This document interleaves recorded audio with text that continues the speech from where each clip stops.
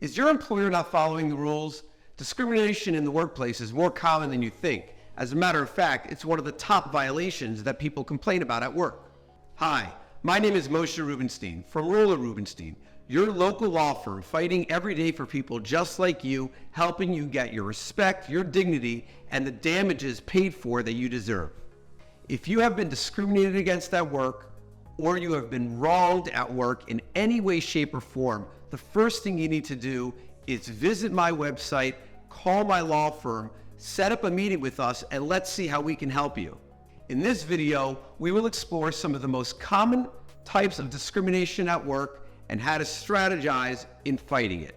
First, let's tackle the ugly topic of gender discrimination. Gender discrimination can manifest itself in several different ways.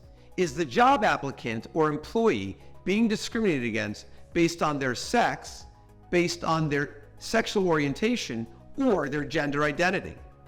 While the terms sex and gender hold distinct meanings, anti-discrimination laws often interchange them.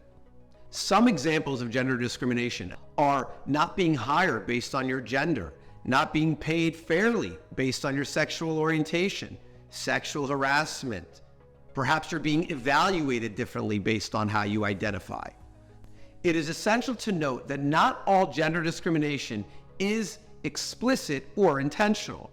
An employer's practices or policies might not discriminate on the face of it, but unfortunately, when put into practice, they may very well discriminate against one of their employees. If denied opportunities, paid less, or terminated due to gender or sexual discrimination, one might very well have a legal claim. Now let's discuss racial discrimination. How is someone discriminated against in the workplace based on their race? Perhaps they weren't hired due to their race, or maybe they are being harassed because their face does not look like their coworkers. All of these are examples of racial discrimination.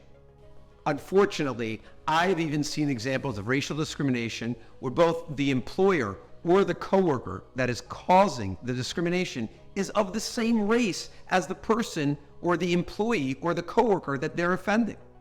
In work scenarios, the law prohibits racial discrimination in the hiring process, the evaluations, the salary, the fringe benefits, layoffs, and any other aspect of the workplace.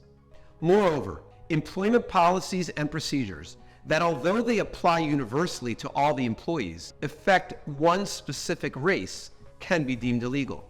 For instance, a policy like a no beer rule, which would apply to everybody, but unfortunately disproportionately affects specific people based on their race or their national origin, may be found to be illegal. Let's move on to another form of discrimination, ageism.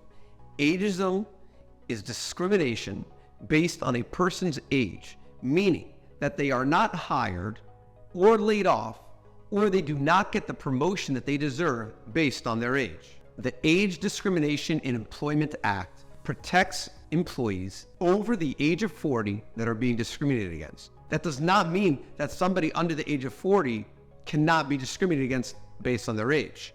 But this specific act, the ADEA, only applies to people 40 and over. Let's move on now to disability discrimination. An individual is considered disabled if they have a physical or mental impairment which affects their ability to perform their duties either presently or long-term. Certain conditions automatically qualify as a disability. For example, HIV, MS, cancer, visual impairment, or physical disfigurement. Disability discrimination encompasses any discrimination that someone faces due to their disability status. Instances of discrimination based on a person's ability may include not being hired due to their disability, being treated unfairly due to their disability, being harassed or made fun of due to their disability, or perhaps, and this happens quite too often, not being provided reasonable accommodations to perform their tasks. If you have been discriminated against in the workplace, you have 300 days from the time of the last occurrence to file a claim. You may file a claim federally with the Equal Employment Opportunity Commission, the EEOC, or the Florida Commission on Human Relations, also known as the FCHR. State law requires that you file a claim within 365 days of the last occurrence. For most types of employment discrimination claims, you are first required to file a claim with the two entities that I mentioned earlier, either the Equal Employment Opportunity Commission or the Florida Commission on Human Relations. If you miss the deadline, you are, number one, unable to seek damages from your employer, and you're also giving them the green light to treat other people poorly. If you believe that you have been discriminated against, either based on your sex, based on your race, based on your age, or based on your disability, you have to file a claim. Remember, when you file a claim, you're not only protecting yourself, you're also making sure that your employer, your boss, your coworkers don't do this harm to another individual.